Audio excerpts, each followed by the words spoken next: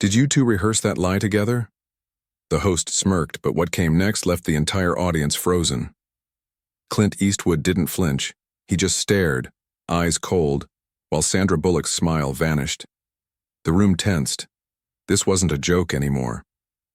A harmless talk show moment had just crossed a line on live TV, and within 5 seconds you could feel the shift.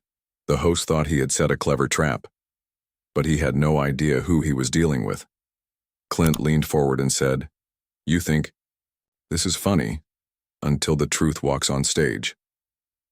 Before anyone could react, Sandra pulled a folded piece of paper from her jacket. "Since you brought it up, let's show the receipts." The cameras zoomed in. It wasn't just a rebuttal, it was documented proof. But that wasn't even the shocking part, because what Sandra revealed next had nothing to do with her, and everything to do with the host's own past. What happened next will leave you speechless.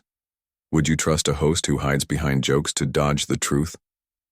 The crowd leaned in, jaws half open as Sandra placed the paper on the table. An internal memo from the network, marked confidential.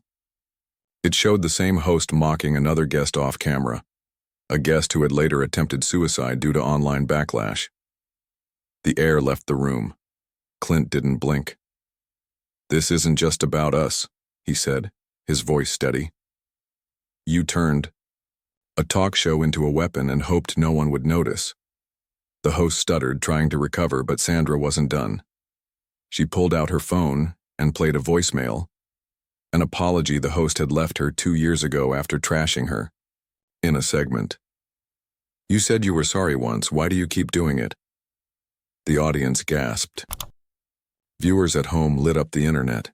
Where Host Exposed started trending in under 10 minutes, sponsors began pulling ads. But the biggest twist? Clint turned to the live audience and asked, "How many of you came here tonight expecting a comedy show?" Nearly every hand went up. "Then maybe it's time we start asking why pain became entertainment." The crowd went silent. What happens next will make you question the entire media machine. Do you think these kinds of shows have gone too far? Or is it just what people want to see? 24 hours later, the talk show was in chaos.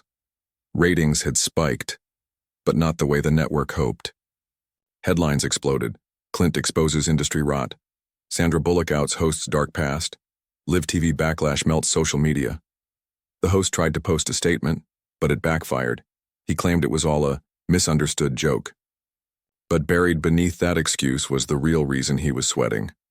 An anonymous source leaked footage from the dressing room, Clint refusing makeup and quietly telling a crew member, "I'm not here to entertain lies.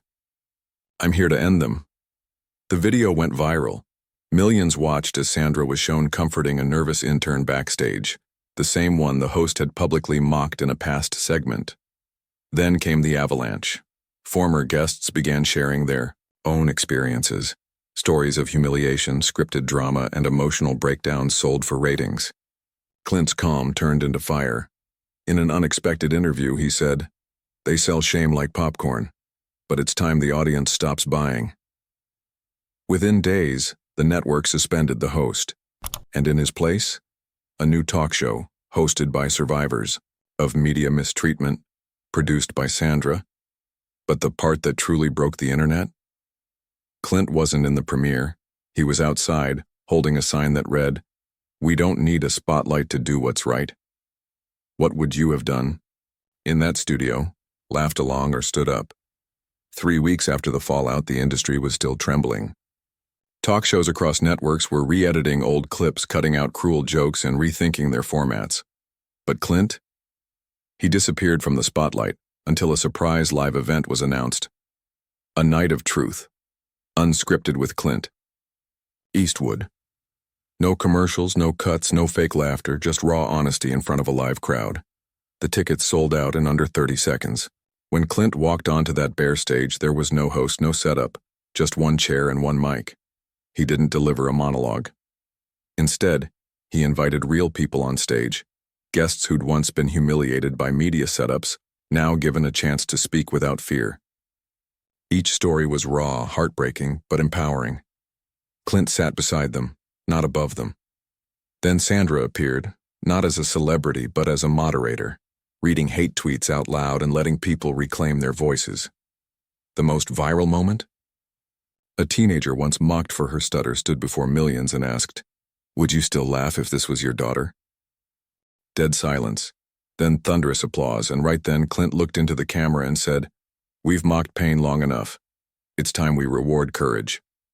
That single line sparked a digital revolution. Do you think media should be entertaining at any cost?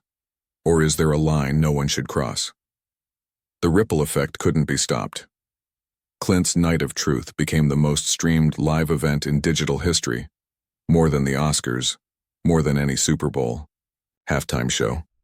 But that wasn't the final twist. 1 week later, a massive expose dropped. Emails, audio recordings, and behind-the-scenes footage from various talk shows revealed a coordinated pattern of emotional manipulation.